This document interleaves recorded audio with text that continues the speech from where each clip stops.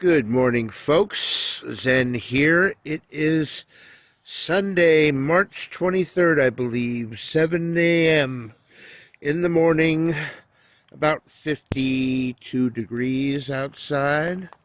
Thought I'd shoot my spring update while I still had my summer squash going unharvested.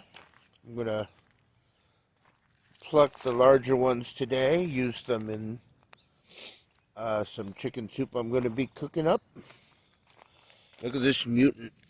This one is actually two squashes that grew together, or two flowers, female flowers that were kind of Siamese twinned together, and they both got pollinated, and I'm going to let that one grow out to be a giant seed harvester. I'm going to harvest that one for the seeds. This one should have been picked like maybe a couple days ago, but still going to be nice in the soup. The larger you let them get, the larger you let the seeds inside get, and they get a little tougher. But if you're boiling them up in soup, ain't no big a deal. There's a straggler. I've been plucking stragglers from my main grow sites. The little ones that haven't really grown too well. Like this one's a straggler. I consider this one a straggler. I could probably, and it's far enough away from the rest of the larger ones that I won't do any damage if I dig it out. But I might just leave that one there.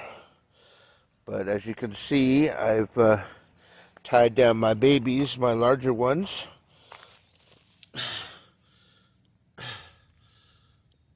Secured them at the tips with some of this rubberized wire. And then tied them down with normal wire and a nail. I make sure when it's time to harvest these things that I pull up every one of those nails. I don't want to encounter them later on, especially my foot, my bare foot. But here are my Pluots, which went unpollinated. Once again, the bees not really caring much for Pluot flowers.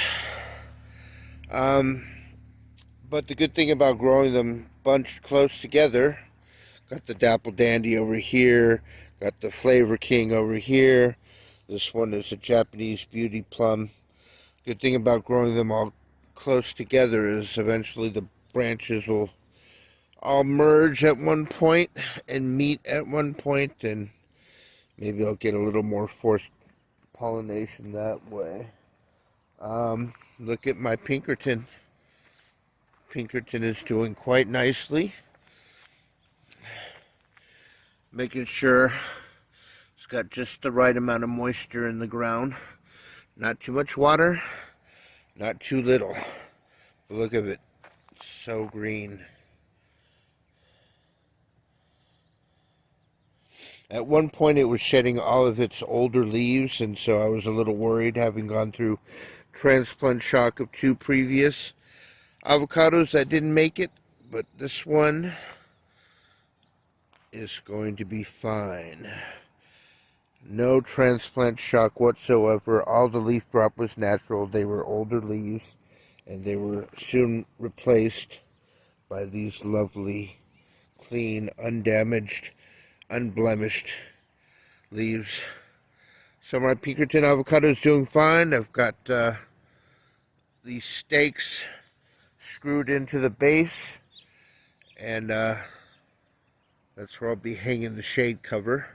So anytime it gets above 90, 95 degrees, I will be placing shade cloth to protect it, at least for its first summer. Once it gets well established, I don't have to worry about shade cloth anymore, but I'm not taking any chances with my third and final avocado. If this one dies, then I guess we're just going to figure out a new tree to put in there because I'm not dealing with avocados anymore. Sorry if you hear anything in the background.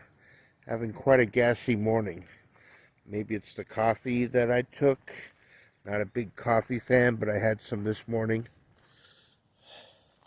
while I watered my loquat tree, which we completely finished all the loquats on.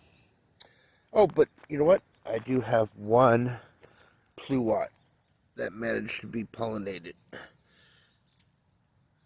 There she is, the one fruit that I'm going to have off of my Pluot tree this year.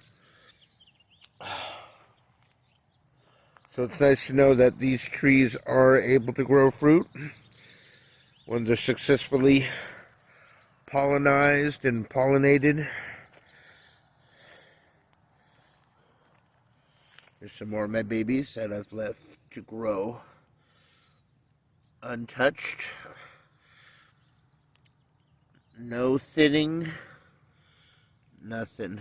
I will start to do some low stress training on some of the larger ones, tying them down just like these are tied down over here. Let's take a look at my UC 157 asparagus, which is coming up, but still coming up fairly sparse. This one is the largest spear I've been able to get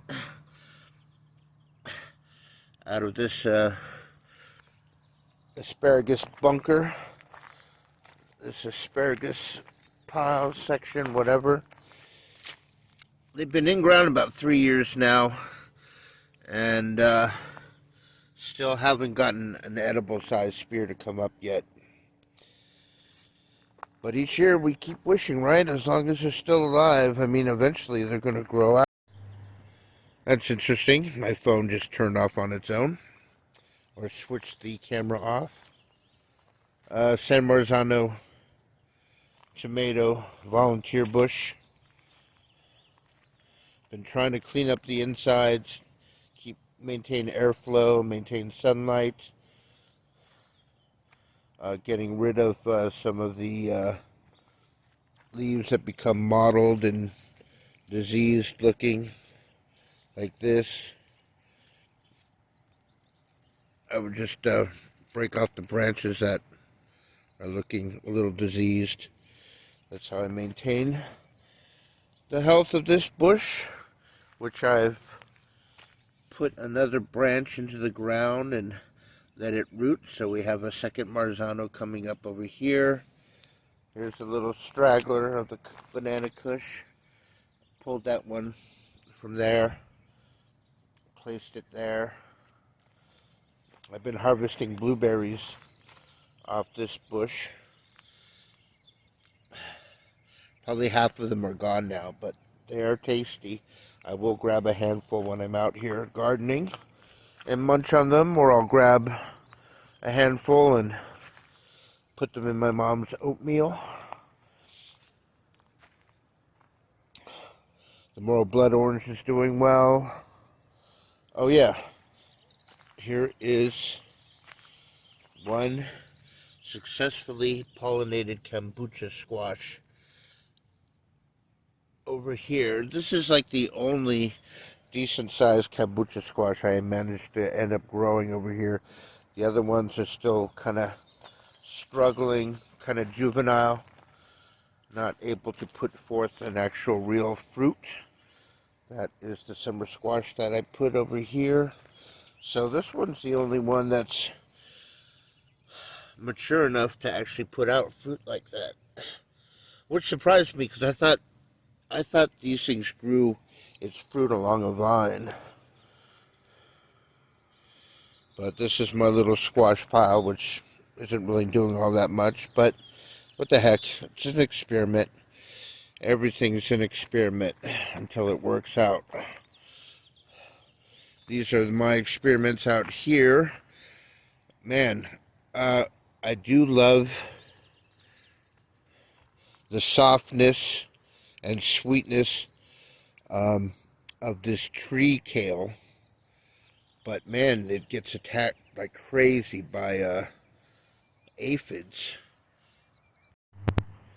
phone's acting up again, but like I said, my tree kale were getting attacked by aphids. Um, and so I basically, when I would water them, I'd just spray them down and spray all the aphids off. Eventually, I started finding ladybugs, which came in and took care of the issue. So now there are no aphids on these. And I'm maintaining the health of these tree kale a bit more. I've put more compost, and I make sure that they're regularly watered so they're not stressed out. Even so, this one has begun to go into flower. At first, I was like, oh my god, aphids are back. But these are actual beginnings of this Dino tree kale going into flower, which is perfectly fine with me. And here's my random vegetable patch of unwanted vegetables or extra vegetables that I just throw out here that don't really seem to be doing too well. This is the Cardinal Basil. It's flowering, so maybe it'll seed some more basil over here. These pepper plants haven't really grown much.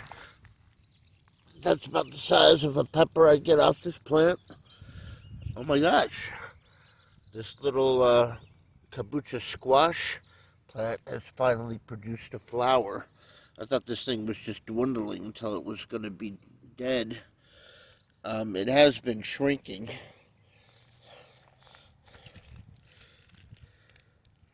Do we have any more aphids on this baby? Not sure. But the Dino Kale was doing much better previously. I don't know if it's a watering issue or whether it's a nutrient issue or both or either. The cilantro and the parsley have gone to seed. So hopefully I'll be getting more volunteers popping up. Could definitely use some more parsley and cilantro. This San Marzano hasn't really been faring that well. Nothing ever fares well that I plant here. But I just keep hoping and adding more compost to it year after year. Hoping that the soil improves, that I'll finally be able to grow some decent vegetables in this area. So we'll see. I mean, there was nothing out here before. It was completely bare. As a matter of fact, I did find maybe like a 15-second clip of me scanning this area when I first moved down here, so you guys can, I'll probably do that in another clip, show the transition between what I've put in and what this place originally looked like when I first came down here. Here is the Pomegranate Bush. Flowered really well this year, so we're going to have a really decent harvest of pomegranates. Haven't done any thinning or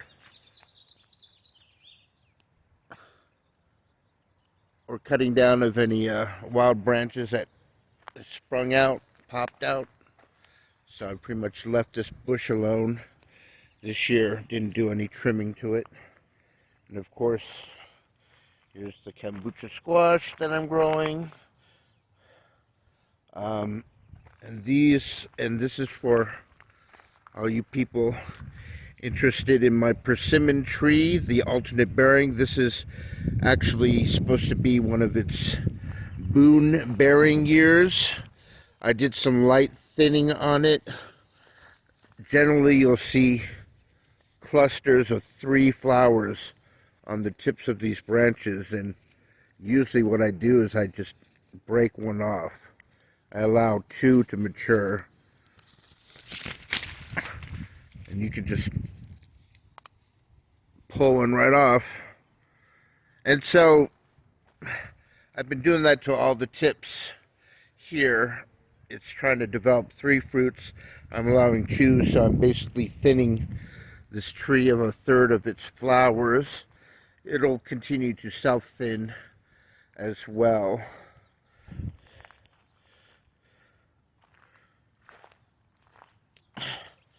And I'll do updates of this persimmon tree as the season continues. This is the root sucker of the persimmon tree. I figured I'd let it grow out, see what happens if it develops into its own tree. Like I said in a previous video, these larger mature trees are close to 30, if not over 30 years old. So I'm not quite sure what the lifespan of a persimmon is, but might as well start a new tree growing anyways. And plus I've got cuttings growing in containers of all these trees here, so I have secondary trees ready to go in case something happens. And here's the pomegranate. I've got a cutting that I've rooted in here. But yeah, this sucker plant has got mature flowers on it, so I'm actually getting fruit off of these sucker branches that are coming out. Oh yeah, check this out, folks. My mango tree, Philippine mango or Manila mango, has gone into flower. At first I didn't know what the hell these things were when they were just little bumps on the actual tip of this branch. I was like, what is this? Is this some kind of infection? What's going on? But then they sprouted out, pushed out, and look at that. It's a little tiny mango. This thing's trying to grow mangoes. This is the second year it's been in ground. It's doing quite nicely. Look at this growth.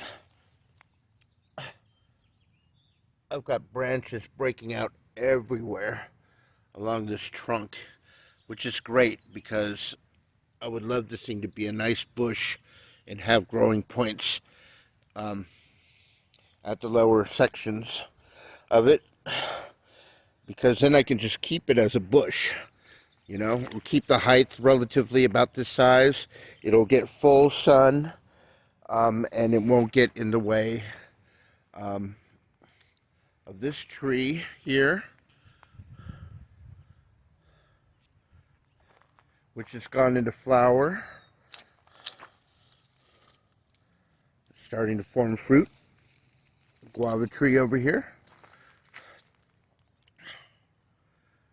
And I gave all these trees a good full year feeding yesterday. Pear tree, Asian pear, going into flower. Pinkerton is all happy, growing nicely. We've even got new branching down here coming out. But yeah, all the trees, the younger trees, got an actual root drenching, and the larger trees got a full year feeding of compost and worm tea, which I brewed up a batch using the last of my collected rainwater. I had half a barrel full left in here, so I tossed in some fresh made compost, some fresh made worm tea, some Epsom salts, some calcium. Just made a nice healthy compost worm tea brew, and fed all of the plants. So like I said, the younger ones over here, I actually gave them a root drenching of the compost tea, and then I just sprayed and foliar fed all the larger ones. Compost over here. Looks like a bunch of leaves, but underneath that is just pure compost. It's all compost. I'm going to have to moisten this down a little bit, but yeah. This whole pile is nothing but well-made, homemade compost, which I'm now feeding to all my trees. There's that mutant mutant summer squash again that I'm letting grow out so I can harvest seeds from it. The rest I plucked all the summer squash from. Had them in some lovely chicken soup. Stir-fried some up with some chicken the other day as well.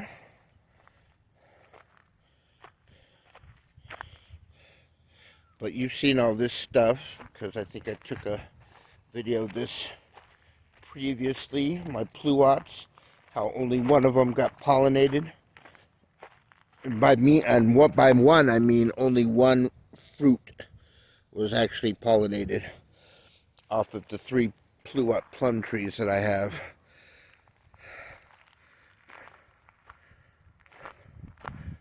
Let's see. Oh yeah, this is what I'm really happy about. Is the fact that I may have completely regenerated and brought back to life this Mandarin orange tree, which has never produced an orange. The 3 years I've been here, when I first moved down, I saw like 5 to 7 dried up little oranges on this thing that were not pleasant at all. And then the second year, there were no oranges whatsoever. And then the third year, I tried killing this thing by not giving it any water. I shut off its water supply. I cut off all the leaves. I was waiting for it to just die so I can remove it and put in a new mandarin or tangerine tree. But I grew all its leaves back, and now it's actually got oranges on there. More than I've ever seen at one point in time. So that would be great if these actually develop into nice, edible, tasty mandarin oranges.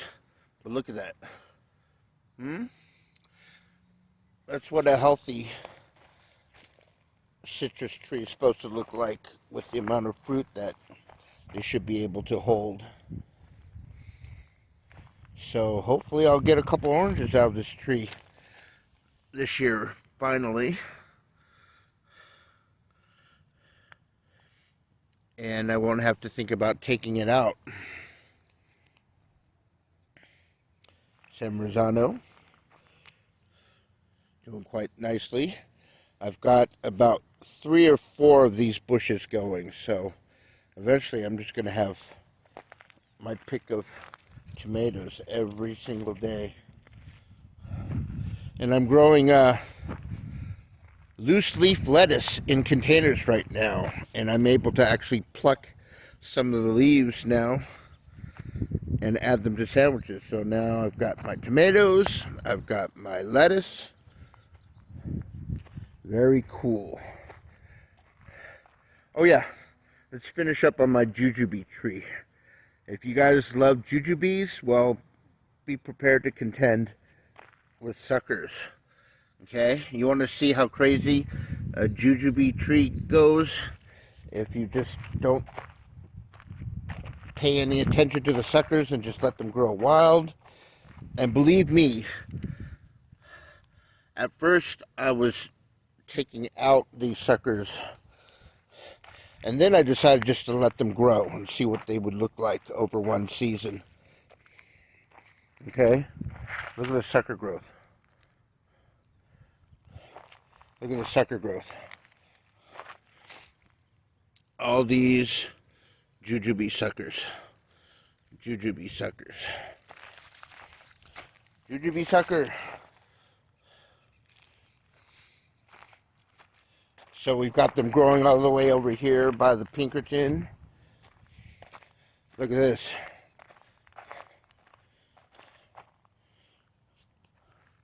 Jujube suckers everywhere. So I wanted to record this and get this documented because I'm about to go hog crazy and start chopping every single one of them down.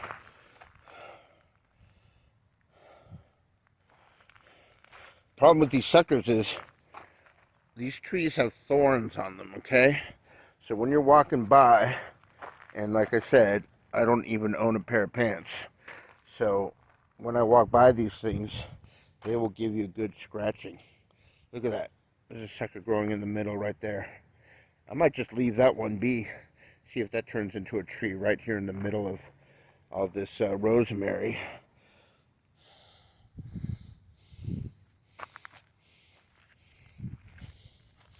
And I'll do another update, let you know how my other crop is doing. My little babies over there, which I am going to be up potting. That's why they look a little in need of watering.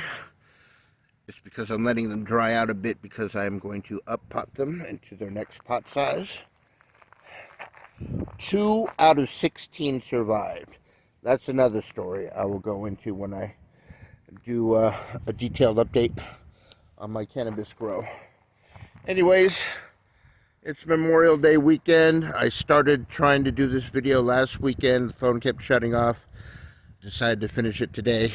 I hope you're all having a pleasant holiday weekend. This is Zen. This has been my spring update. Cheers, everybody.